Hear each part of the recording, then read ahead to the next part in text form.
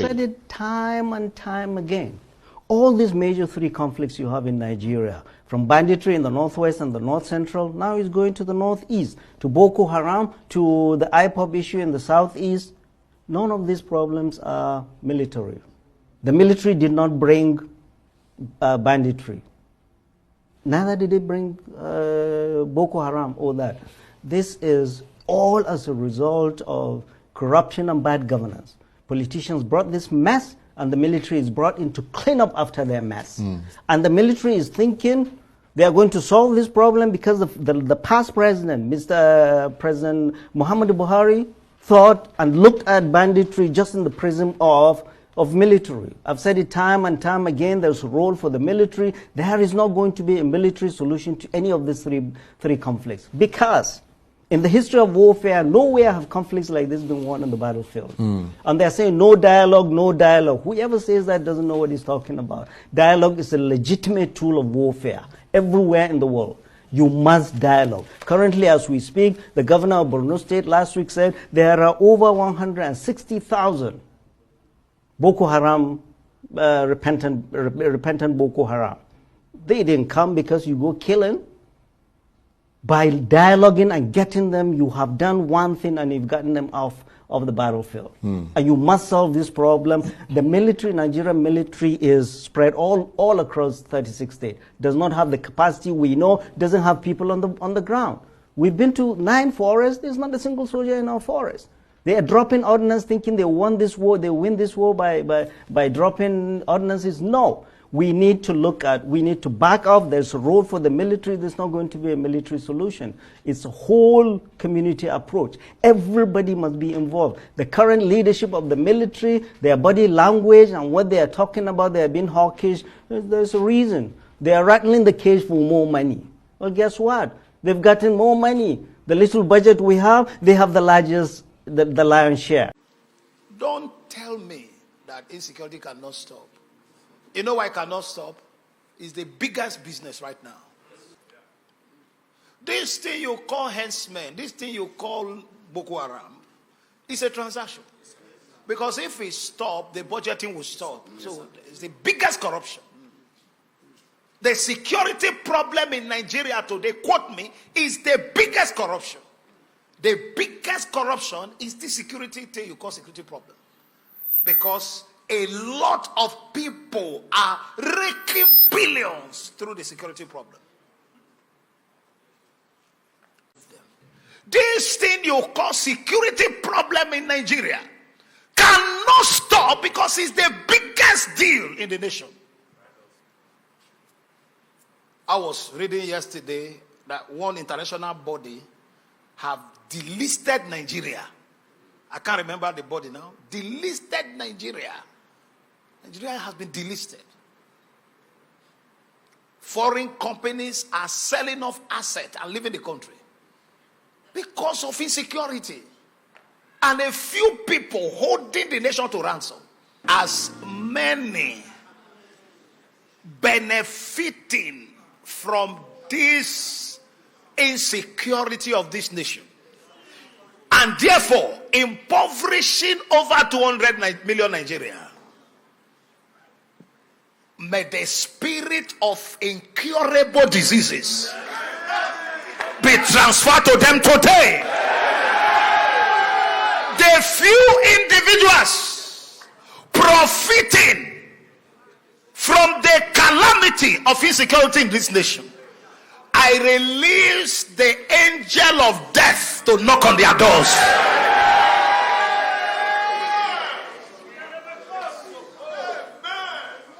God has not left himself without a witness. In every generation, there is always a voice speaking.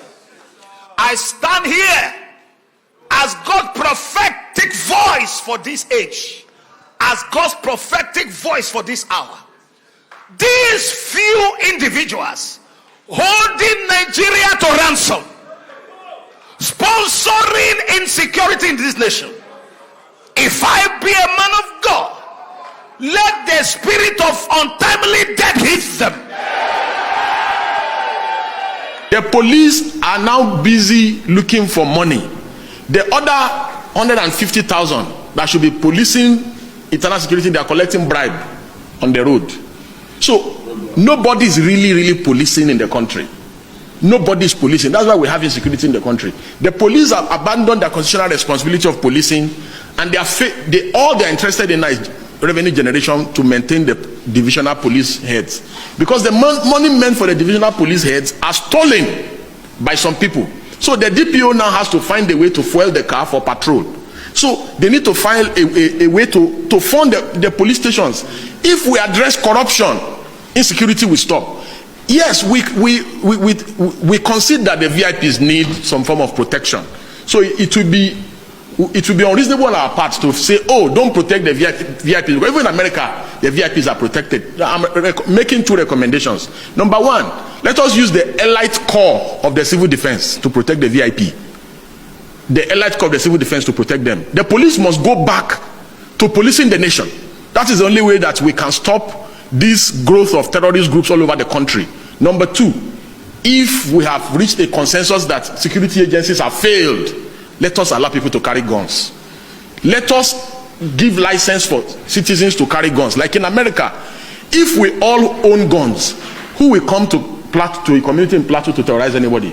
Who will come to a community in Benue to terrorize anybody, or in Plateau, or in Kwara? So the basics, if the police and the government are not ready to remove police officers from the VIPs and allow police officers to go and police the nation, then we should reach a consensus that, oh, we have failed as a nation. The entire issue about global insecurity is predicated on resources. And it goes back to the genesis of slavery, to the genesis of colonization. And by colonization, by the way, we make a lot of cry and hue about colonialism, Western colonialism. There has been colonialism even from the East, from the Arabian Peninsula. It's colonialism. There was already internal colonialism. There is internal colonialism even within ethnicity. So let's not forget that. And it has always been about resources, whether it is within the microcosm of Nigeria or outside. So I align with what both of you said, more leaning towards what I said earlier and what you alluded to. It's about resources. And we have evidential facts. With regard to vulnerabilities or what is the other word? Vulnerability versus threat. Target. Thank you very much. Very important perspective. Both are correct. But in order for us to work towards the actual solution, I agree to more of vulnerabilities. Ghana, Gambia, Senegal, with due respect to, including Tunisia and even Egypt, are nowhere near Nigeria in terms of resources. Nowhere. In terms of resources around the Sahel belt, right? If you inch towards Eastern Africa, the only country that we can back off of, it has been in crisis till tomorrow, and that is DRC. Because of the immense resources there.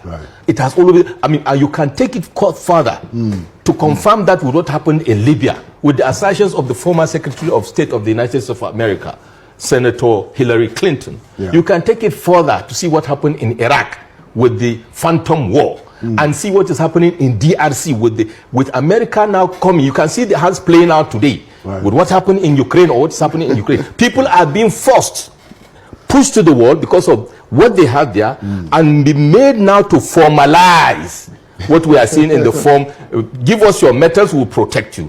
Albeit the crisis was created by those forces of occupation who have now expanded their strategy to have these people that are in the front as a smoke screen. And why I'm telling us this is, if we don't see beyond those smoke screens, we can have 1,000 MRAPs, as it has been demonstrated and evidenced.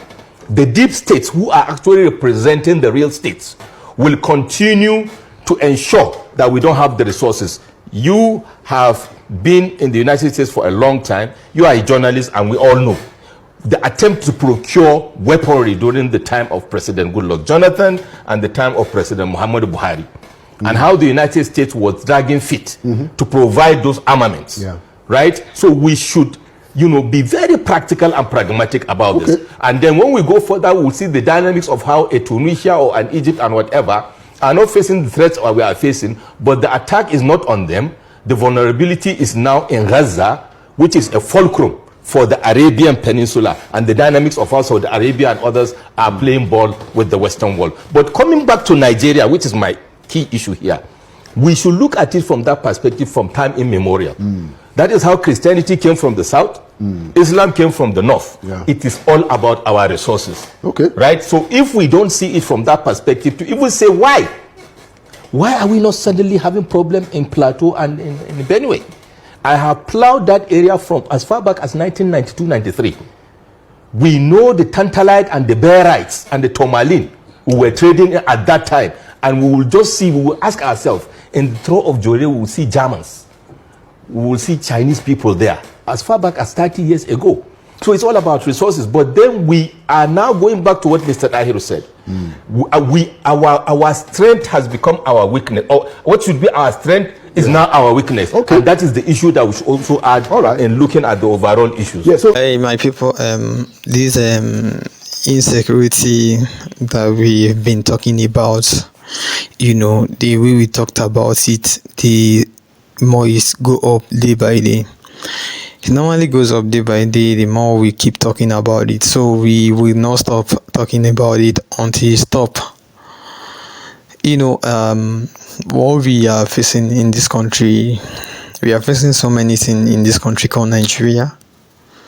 We are facing banditry and many other things, Fulani headers and many other things. But ever since we have been saying this, governments have not been giving us ear. They have not been listening. You know, all these persons that talk in the video, every one of them talk like everything they're supposed to talk to make insecurity stop from this country. If you look at this northern man that first talk, Professor Yusuf, Professor Yusuf talk everything, like he has been like seeing everything, talking everything that can make insecurity stop from both northerners and southerners, but no one is listening. And many pastors have been saying this. Even the pastor that even talk here say that insecurity cannot stop from this country because they are using it to make money. And I think the pastor is very, very right, because if they are not using this insecurity to make money, insecurity would have stopped before today. But since they are using it for money, they don't want it to stop, because if it stops, they don't have any way of making their money. But it's only God that will judge anyone that is collecting bribe over his fellow brother. How can a human being be collecting money just to buy his own fellow brother? It doesn't make sense. You know, even all these people that are sponsoring insecurity, if I tell you it's okay, all these people, they get rest of mind, they don't get rest of mind. No be recent now, all these Mecca people, all these Arab people, they pursue the chase this Sheikumi. Sheikumi, the chase and back just because of the bad thing he has been doing for inside this country called Nigeria. They not allow come Arab. They see na dirty na him before them. So now why the chase and back? It been dirty in the sense that what you don't do, like what you don't do the citizen of this country, nothing go fit make am clean again. So all these Arab people, they say that okay, until he come back to Nigeria and apologize to the people of this country, if not, they won't permit him to enter their nation. That is what he said. That is to tell you that okay, all these insecurity sponsors too, they are not having good time. They are not having any better thing. They don't have any better thing, I mean. So it's instead of you to like keep collecting money just for people to buy your fellow brother, it's better you do in a job that will be giving you money. This country don't they carry us go where we don't know, but God go carry us from where we don't know where we did go, come back to where we know. God shall help everybody. And now, for those of you now who've seen us live in our first time here, please, if today is your first time here, please kindly like our video, share and subscribe. Thank you.